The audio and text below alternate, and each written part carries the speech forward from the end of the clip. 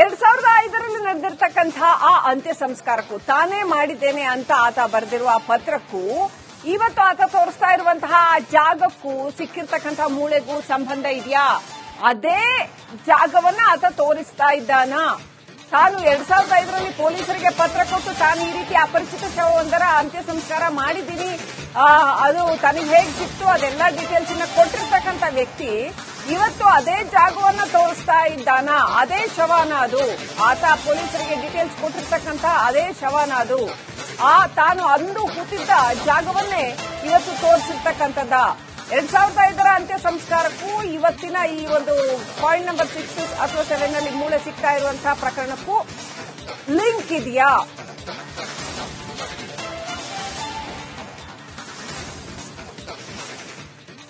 Definitely SIT ಈ angle ಅಲ್ಲೂ ಕೂಡ ತನಿಖೆ ಮಾಡೇ ಮಾಡುತ್ತೆ.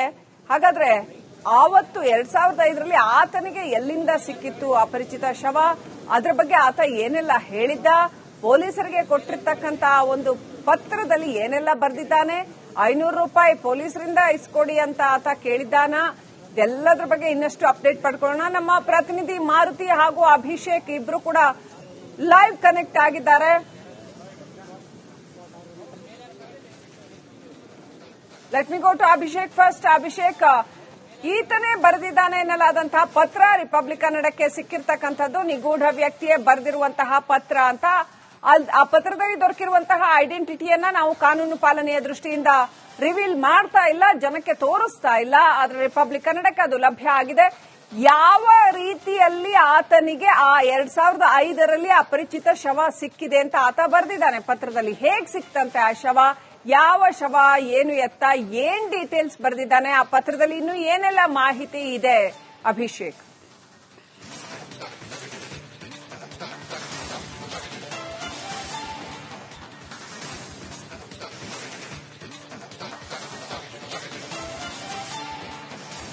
ಶ್ರೀಲಕ್ಷ್ಮಿ, ಮೊದಲನೇದಾಗಿ ನಾವು ಗಮನಿಸಬೇಕಾಗಿರುವಂತದ್ದು ಈ ನಿಗೂಢ ವ್ಯಕ್ತಿ ಅಥವಾ ಅನಾಮಿಕ ಏನಿದ್ದಾನೆ ಅಥವಾ ಭೀಮಾ ಅಂತ ಆತನನ್ನ ಏನು ಕರೆಯಲಾಗ್ತದೆ, ಆತ ಇದುವರೆಗೂ ನಾನು ಪೊಲೀಸರನ್ನ ಭೇಟಿಯಾಗಿಲ್ಲ, ನಾನು ಈ ಅಪರಿಚಿತ ಹೆಣಗಳನ್ನ, ಅನಾಮಿಕ ಹೆಣಗಳನ್ನ ಯಾರಿಗೂ ಗೊತ್ತಾಗದಂತ ರೀತಿಯಲ್ಲಿ ಹೂತಿದ್ದೇನೆ ಅಂತ ಹೇಳ್ತಿರೋಂತ ವ್ಯಕ್ತಿಯೇ 2005ರಲ್ಲಿ ಜೂನ್ 14ಕ್ಕೆ ಪೊಲೀಸ್ ಠಾಣೆಗೆ ಹೋಗಿ ಒಂದು ದೂರನ್ನ ಕೊಟ್ಟಿರ್ತಾನೆ. ನೇತ್ರಾವತಿ ನದಿಯಲ್ಲಿ ಒಂದು ಅಪರಿಚಿತ ಹೆಣ ಸಿಕ್ಕಿದೆ, ಇದನ್ನ ನಿಮ್ಮ ಗಮನಕ್ಕೆ ತರ್ತಾ ಇದ್ದೇನೆ ಅನ್ನೋ ಒಂದು ಮಾದರಿಯಲ್ಲಿ, ಅಂದ್ರೆ ಹೆಣವನ್ನ ಬಂದಿದೆ, ಆ ಹೆಣವನ್ನ ಬಂದಿರೋದ್ರಿಂದ ಹೂಳುವಂತ ವ್ಯಕ್ತಿ ನಾನೇ ಆಗಿರೋದ್ರಿಂದ ಇದನ್ನ ನಿಮ್ಮ ಗಮನಕ್ಕೆ ತಂದು ಹೂಳಬೇಕಾಗಿದೆ ಅನ್ನೋ ರೀತಿಯಾದಂತ ಪತ್ರ ಇದು.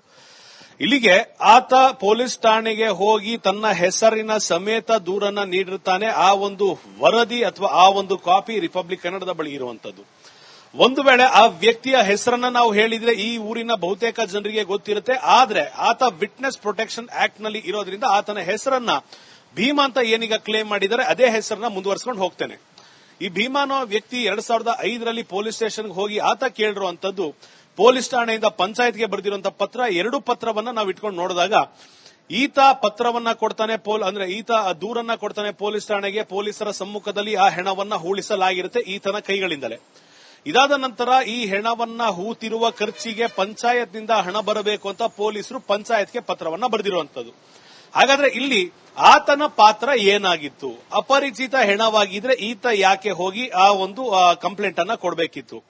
ಇಲ್ಲಿರುವಂತಹ ಸ್ಥಳೀಯರ ಬಳಿ ಮಾತನಾಡಿಸಿದಾಗ ಒಂದು ಆ ವ್ಯಕ್ತಿಯ ಬಗ್ಗೆ ಡೇಟಾ ಗೊತ್ತಾಗಿದೆ ಅನ್ನೋದ್ರೆ ಆತ ನೇತ್ರಾವತಿ ಸ್ನಾನಘಟ್ಟದ ಬಳಿ ಸುಮಾರು 20 ವರ್ಷಗಳ ಹಿಂದೆ ಈಗ ವ್ಯವಸ್ಥಿತವಾಗಿ ಇರುವಂತಹ ಮೆಟ್ಟಿಲುಗಳು ಇರಲಿಲ್ಲ. ಆ ಸಂದರ್ಭದಲ್ಲಿ ಒಂದಿಷ್ಟು ಸಣ್ಣ ಪುಟ್ಟ ವೈರ್ಗಳನ್ನ ಹಾಕಿ ಬ್ಯಾರಿಕೇಡಿಂಗ್ ಸಿಸ್ಟಮ್ ಅನ್ನ ಮಾಡ್ಕೊಂಡಿದ್ರು. ಅಲ್ಲಿ ಯಾರೇ ಆ ಒಂದು ದಡವನ್ನ ದಾಟಿದ್ರು ಕೂಡ ಆತನ ಕೈಯಲ್ಲಿ ಒಂದು ಲಾಠಿ ಇರ್ತಿತ್ತು, ಹೆದರಿಸ್ತಾ ಇದ್ದ, ಒಂದಿಷ್ಟು ಜನರನ್ನ ವಾಪಸ್ ದಡದ ಕಡೆ ಕಳಿಸ್ತಾ ಇದ್ದ.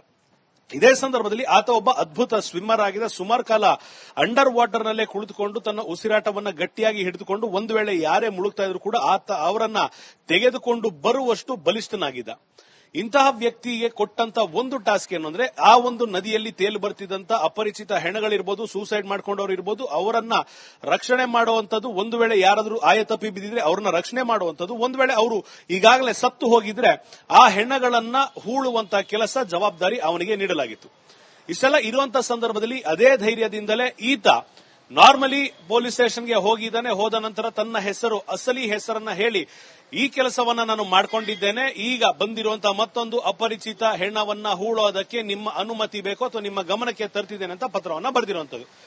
ಹಾಗಾದ್ರೆ ಈತ ಮ್ಯಾಜಿಸ್ಟ್ರೇಟ್ನ ಮುಂದೆ ನೀಡಿರುವಂತಹ ಹೇಳಿಕೆಗೂ ಈತ ಪತ್ರದಲ್ಲಿ ಅಂದ್ರೆ ಮೊದಲ ಬಾರಿಗೆ ಸಂಚಲನ ಮೂಡಿಸಿದ ಪತ್ರದಲ್ಲಿ ಯಾವ ಪೊಲೀಸರನ್ನು ನಾನು ಸಂಪರ್ಕ ಮಾಡಿಲ್ಲ ಅಂತ ಹೇಳಿದ್ದ. ಹಾಗಾದ್ರೆ ಆತನ ಆ ಒಂದು ಪತ್ರಿಕಾ ಪ್ರಕಟಣೆ ಅಥವಾ ಹೇಳಿಕೆಗೂ ಅಂದ್ರೆ ಧರ್ಮಸ್ಥಳದಲ್ಲಿ 100 ಶವಗಳನ್ನ ಹೂತಿದ್ದೇನೆ ಅಂತ ಏನ್ ಪತ್ರ ಇತ್ತು ಆ ಪತ್ರಕ್ಕೂ ಈಗ ಸಿಕ್ಕಿರುವಂತಹ ದಾಖಲೆಗೂ ಅಜಗಜಾಂತರ ಇದೆ.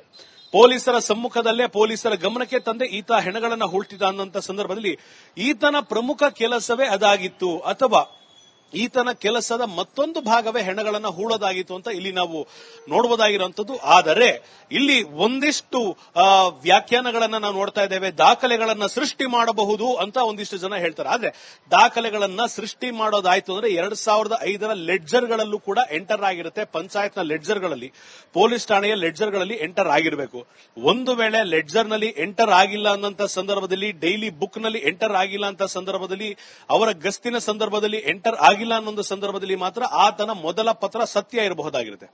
ಒಂದು ವೇಳೆ ಈ ಎಲ್ಲಾ ದಾಖಲೆಗಳು ಪಂಚಾಯಿತಿಯಲ್ಲಿರ್ಬೋದು, ಪೊಲೀಸ್ ಠಾಣೆಯಲ್ಲಿರ್ಬೋದು, ಎಲ್ಲ ರೀತಿಯಲ್ಲೂ ಈ ಒಂದು ಮೆಮೊ ಎಂಟರ್ ಆಗಿತ್ತು, ಈ ಒಂದು ಹೆಣವನ್ನ ಹೂಳಿಸಿರುವುದು ಎಂಟರ್ ಆಗಿತ್ತು ಅಂದ್ರೆ ಅಲ್ಲಿಗೆ ಈತನ ಕ್ಲೇಮ್ ಪ್ರಾಬಬ್ಲಿ ಆವತ್ತು ಹೂತಿದ್ದಂತ ಹೆಣವೇ ಗುಂಡಿ ನಂಬರ್ 6ರಲ್ಲಿ ಸಿಕ್ಕಿರಬಹುದು ಅಂತ ಈ ಸದ್ಯದ ಮಟ್ಟಿಗೆ ಹೇಳಲಾಗ್ತಿರುವಂತದ್ದು. ಆದ್ರೆ ಕಾದು ನೋಡಬೇಕು. ಎಸ್ಐಟಿಯ ತನಿಖೆ ಮುಗಿಯುವವರೆಗೂ ಅಧಿಕೃತವಾದ ಹೇಳಿಕೆಯನ್ನ, ಮಾಹಿತಿಯನ್ನ ವಿಶೇಷ ತನಿಖಾ ತಂಡ ಈ ಸದ್ಯದ ಮಟ್ಟಿಗೆ ಹೊರ ಹಾಕೋದಿಲ್ಲ. ಶ್ರೀಲಕ್ಷ್ಮಿ, ಆಲ್ ರೈಟ್, ದಯವಿಟ್ಟು ಹಾಗೆ ಸಂಪರ್ಕದಲ್ಲಿ ಅಭಿಷೇಕ್.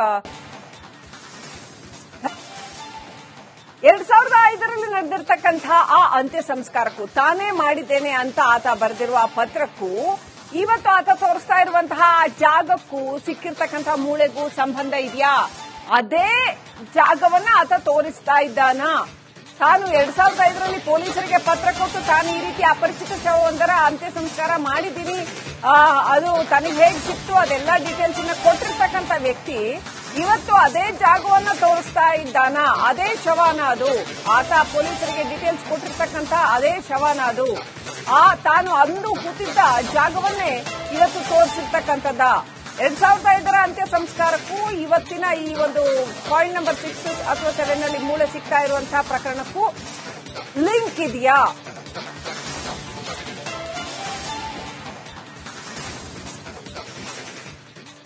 ಡೆಫಿನೆಟ್ಲಿ ಎಸ್ಐಟಿ ಈ ಆಂಗಲ್ ಅಲ್ಲೂ ಕೂಡ ತನಿಖೆ ಮಾಡೇ ಮಾಡುತ್ತೆ. ಹಾಗಾದ್ರೆ ಆವತ್ತು 2005ರಲ್ಲಿ ಆತನಿಗೆ ಎಲ್ಲಿಂದ ಸಿಕ್ಕಿತ್ತು ಅಪರಿಚಿತ ಶವ? ಅದರ ಬಗ್ಗೆ ಆತ ಏನೆಲ್ಲ ಹೇಳಿದ್ದ? ಪೊಲೀಸರಿಗೆ ಕೊಟ್ಟಿರ್ತಕ್ಕಂತ ಒಂದು ಪತ್ರದಲ್ಲಿ ಏನೆಲ್ಲ ಬರೆದಿದ್ದಾನೆ? 500 ರೂಪಾಯಿ ಪೊಲೀಸರಿಂದ ಇಸ್ಕೊಡಿ ಅಂತ ಆತ ಕೇಳಿದ್ದಾನ? ಎಲ್ಲದ್ರ ಬಗ್ಗೆ ಇನ್ನಷ್ಟು ಅಪ್ಡೇಟ್ ಪಡ್ಕೊಳ್ಳೋಣ. ನಮ್ಮ